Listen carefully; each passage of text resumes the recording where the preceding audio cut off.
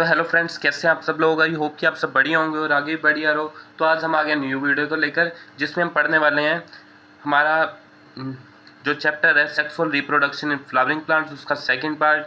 तो इसमें हम पढ़ेंगे स्टेमन, माइक्रोस्पोरेंजियम एंड पोलन ग्रेन्स के बारे में। तो बिना टाइम वेस्ट के हम वीडियो को शुरू करते हैं। Figure 1.2a shows the two parts of a typical स्टेमन। जो हमारा फिगर 1.2a है उसमें स्टेमन के दो पार्ट को शो किया गया है, दिखाया गया है। The long and the slender stalk called the filament. और जो लॉन्ग और स्लेंडर स्टोक है उसको क्या बोलते हैं? Filament. And the terminal generally bilobed structure called the anther. और जो टर्मिनल पे बायलोब स्ट्रक्चर है उसको क्या बोलते हैं? Anther. The proximal end of the filament is attach to the thalamus और the petal of the flower. और जो हमारा फिलामेंट है उसका जो नीचे का लास्ट पार्ट है वो किससे? या तो पेटल से या थैलेमस से जुड़ा होता है। अब हम फिगर 1.2 देखते हैं। पहले तो ये हमारा फिगर 1.2। इसमें जो ये लॉन्ग एंड स्लेंडर पार्ट है इसको क्या बोलते हैं? फिलामेंट। और ऊपर जो बायलोब स्ट्रक्चर है टॉप पे, इसको बोलते हैं एंथर। और जो सबसे नीचे का ये वाला पार्ट है ये किससे? ये वाला, ये या तो थैलेमस से जुड़ा होता है या पेटल से जुड़ा होता है फ्लावर की। The number and length of stamens are variable in flowers of different species. जो हमारे फ्लावर्स होते हैं डिफरेंट डिफरेंट तरह के हम फ्लावर लेते हैं, तो उसमें हमें जो स्टेमन्स का नंबर है और लेंथ है वो भी क्या होगी? डिफरेंट डिफरेंट होगी। If you work to collect a stamen each from 10 flowers, कितनी 10 फ्लावर में से हमने क्या कोई 10 फ्लावर लेने हैं, हमने उनके जो स्टेमन है वो कलेक्ट करने हैं। और वो जो 10 फ्लावर लेंगे वो क्या होने चाहिए? डिफरेंट डिफरेंट स्पीशीज़ के होने चाहिए। And arrange them on a slide. और इनको क्या करना है? फिर स्लाइड पे अरेंज करना है। स्लाइड आपको पता ही है कि जो हम माइक्रोस्कोप में देखने के लिए वो कांच की प्लेट यूज़ करते हैं, उसको स्लाइड बोलते हैं।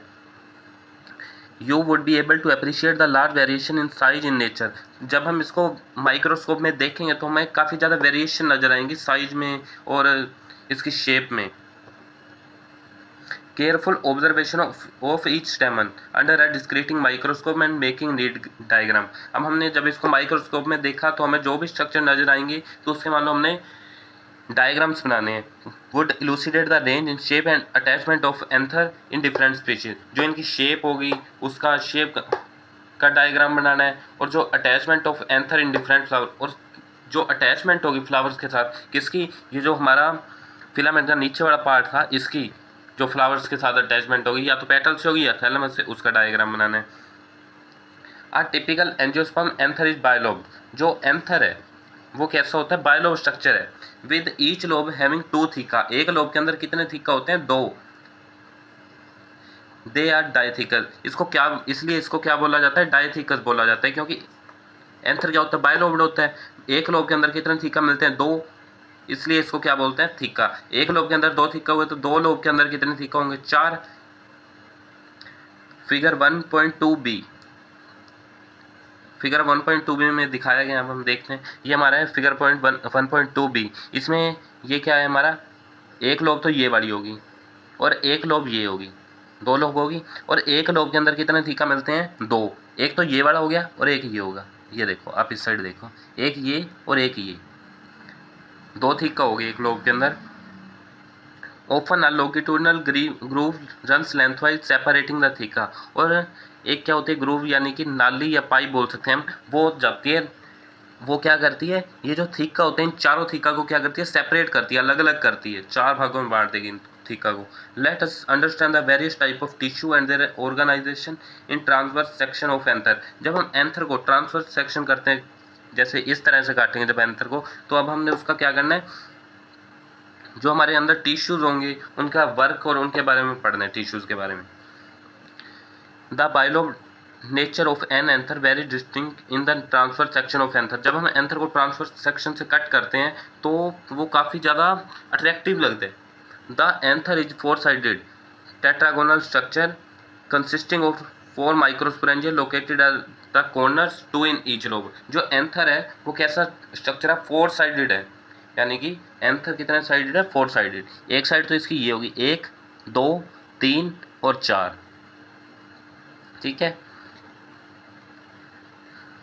Consisting of 4 microsporangia. यहाँ जो थीका थे यहाँ पे क्या पाए जाते हैं? माइक्रोस्पोरेंजिया पाए जाते हैं। एक थीका के अंदर क्या पाया जाएगा? 1 माइक्रोस्पोरेंजिया। तो 4 थीके कितने हो जाएंगे? 4 microsporangia. Located at the corner. और ये जो माइक्रोस्पोरेंजिया होते हैं ये कहाँ पाए जाते हैं? कॉर्नर्स पे। एक यहाँ हो जाएगा, एक यहाँ, एक यहाँ और एक यहाँ, यानी कि 4 माइक्रोस्पोरेंजिया हो गए। और एक लोब के अंदर कितने माइक्रोस्पोरेंजिया होते हैं? 2। और एक लोब के अंदर थीका कितने होते हैं? 2। ठीक है, आगे बढ़ते हैं। The microsporangia develop further and become pollen sac. जो माइक्रोस्पोरेंजिया था वो क्या करेगा? डेवलप करेगा और क्या बनाएगा? पोलन सैक बनाएगा। पोलन सैक के अंदर क्या होता है? पोलन ग्रेन स्टोर होते हैं। The extend longitudinally although the length of an anther and are packed with pollen grains। जो ये हमारी एक तो ग्रूव जा रही थी और ऊपर पोलन सैक हो गई। इसके अंदर क्या होता है? ये जो हमारे एंथर्स होते हैं, पोलन ग्रेन्स होते हैं, वो स्टोर रहते हैं, पैक होते हैं इसके अंदर। आगे हमारा structure of microsporangium. In the transfer section a typical microsporangium appears near circular in outline. जो हमारा माइक्रोस्पोरेंजियम है वो कहाँ पे पाया जाता है? कॉर्नर्स पे पाया जाता है और सर्कुलर आउटलाइन पे, यानी कि इस जगह पे सर्कल बन रहा है ना यहाँ पे, जैसे लास्ट कॉर्नर्स पे, यहाँ पे पाया जाता है माइक्रोस्पोरेंजियम कॉर्नर्स पे। ओके, आगे it is generally surrounded by 4 wall layers. ये जो हमारा माइक्रोस्पोरेंजियम होता है ये कितनी 4 लेयर से क्या होता है? कवर होता है। फिगर 1.3b में दिखाया गया, आगे देखेंगे हम। सबसे पहली लेयर कौन सी है? एपिडर्मिस। और सेकंड लेयर कौन सी है? एंडोथीशियम। और थर्ड लेयर है middle layer and the fourth है tapetum. The outer 3 wall layer perform the function of protection. जो बाहर की 3 लेयर हैं, कौन सी? एपिडर्मिस, एंडोथीशियम और मिडल लेयर, ये किस चीज़ का काम करती है? प्रोटेक्शन का। And the help in dehiscence of the anther to release pollen. और जब एंथर यंग हो जाता है उस टाइम पे जब एंथर को मतलब डिहेंस करना है तो उसमें भी ये 3 वॉल लेयर काम करती हैं। और the inner most wall layer is the tapetum. जो सबसे अंदर की लेयर है वो कौन सी है? Tapetum. It nourishes the developing pollen grains. ये जो टेपिटम है ये क्या करती है? जो अंदर पोलन ग्रेन्स डेवलप हो रहे हैं उनको न्यूट्रिशन प्रोवाइड करती है। Cells of the tapetum possess dense cytoplasm and generally have more than 1 nucleus. जो टेपिटम हमारी लास्ट लेयर है उसके अंदर क्या हमारा जो सेल होता है, सबसे पहले आप सुनो, सेल के अंदर क्या पाया जाता है? एक तो न्यूक्लियस होता है और क्या होता है? साइटोप्लाज्म होता है। और जो टेपिटम हमारी लेयर है इसके जो सेल्स होते हैं उसके अंदर क्या होता है? डेंस साइटोप्लाज्म, यानी कि गाढ़ा साइटोप्लाज्म पाया जाता है। और जनरली क्या होता है? एक से ज़्यादा न्यूक्लियस इसमें पाए जाते हैं। When the anther is young, जब एंथर क्या होता है? Young. A group of compactly arrange homogeneous cells. कई सारे होमोजीनियस सेल्स क्या हो जाते हैं? इकट्ठे हो जाते हैं, ग्रुप बना लेते हैं और उसको क्या बोलते हैं फिर? Sporogenous tissue. Occupies the centre of each microsporangia. और ये क्या करते हैं? माइक्रोस्पोरेंजिया का बीच के हिस्से को कवर करते हैं। आगे हम इसको उसमें देखते हैं फिगर में।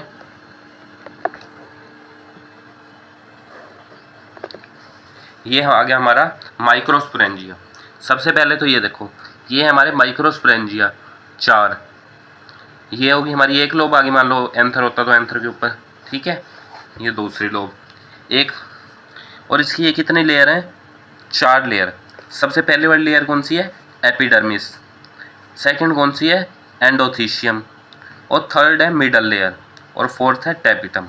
जो पहली 3 लेयर थी वो किसका काम करती थी? प्रोटेक्शन का और एंथर को डिहेंस करने का जब एंथर यंग हो जाता था। और जो फोर्थ लेयर है टेपिटम वो करती थी किसका काम? जो अंदर पोलन ग्रेन्स डेवलप हो रहे थे उसको न्यूट्रिशन प्रोवाइड करने का।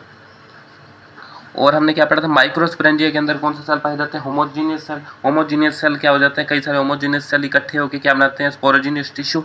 और स्पोरोजीनियस टिश्यू कहाँ पे? यहाँ पे आ जाते हैं वो बड़े इकट्ठे होकर माइक्रोस्पोरेंजिया के बीच में, इस जगह पे, यहाँ पे। और यहाँ पे बीच में एक हमारे को मिलता है कनेक्टिव टिश्यू, यहाँ बीच में ये वाला। और इस साइड इसी को जूम करके दिखाया गया इन लेयर्स को। ये सबसे पहले आ गई एपिडर्मिस, सेकंड एंडोथीशियम, थर्ड है मिडल लेयर और फोर्थ है टेपिटम। और बीच में ये क्या है? Pollen grains. उसका ये आ गया हमारा पोलन सैक। जब एंथर यंग हो जाता है तो हमारे जो पहले तो सबसे पहले क्या था? जो थीका थे वो अलग अलग थे, बटे हुए थे। लेकिन जब एंथर यंग हो जाता है तो ये सब क्या हो जाते हैं? दोनों मिल जाते हैं, एक ही बना लेते हैं। पहले तो ये थे अलग अलग ऐसे थे, बीच में यहाँ मान लो लाइन थी एक। लेकिन जब एंथर क्या होता है? यंग हो जाता है तो ये दोनों एक साथ मिल जाते हैं। और यहाँ से फिर क्या हो जाता है, पोलन ग्रेन्स रिलीज हो जाते हैं इस जगह से।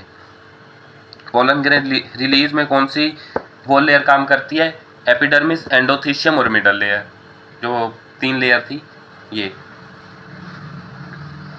आगे हम पढ़ेंगे।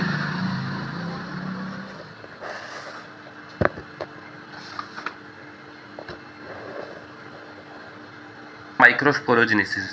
As the anther develop, the cells of the sporogenous tissue undergo meiotic division to form microspore tetrad. तो सबसे पहले तो आपको मियोसिस और माइटोसिस का पता होना चाहिए। मियोसिस क्या होता है, मियोसिस में होता है कि डिवीज़न के टाइम पे नंबर ऑफ क्रोमोसोम क्या हो जाते हैं, हाफ हो जाते हैं। इसको क्या बोलते हैं, मियोसिस।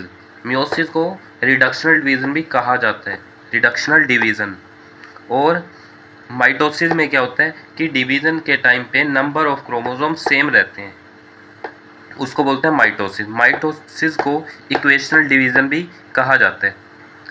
अभी हम लाइन पढ़ते हैं। एज द एंथर डेवलप, जब एंथर क्या हो जाता है, डेवलप करते हैं, the cells of sporogenous tissue, जो स्पोरोजीनियस टिश्यू के जो सेल्स होते हैं उनमें क्या होता है, मियोटिक डिवीज़न होता है।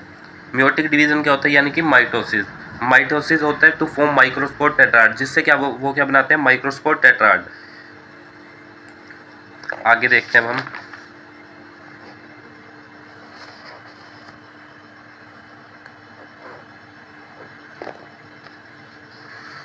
As each cell of sporogenous tissue is capable to giving rise to a microspore tetrad, जो स्पोरोजीनियस टिश्यू का प्रत्येक सेल, सभी सेल वो किस काबिल हैं कि वो माइक्रोस्पोर टेट्राड को बनाएं। यानी कि माइक्रोस्पोर टेट्राड क्या होता है, यानी कि 4 जो पोलन ग्रेन्स होते हैं, माइक्रोस्पोर्स होते हैं, वो एक क्लस्टर में आ जाते हैं। 4 माइक्रोस्पोर इकट्ठे हो जाते हैं, उसको माइक्रोस्पोर टेट्राड बोलते हैं। As one is the potential pollen और माइक्रोस्पोर मदर सेल, उनमें से एक क्या होता है, माइक्रोस्पोर मदर सेल होता है या पोलन मदर सेल कहते हैं।